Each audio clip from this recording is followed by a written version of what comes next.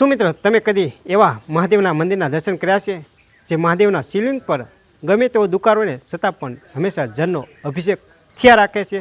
જી હા મિત્રો, અત્યારે આપણે આવી ગયા છીએ જડિયા મહાદેવના સાનિધ્યમાં અને આ છે જડિયા મહાદેવની જગ્યા.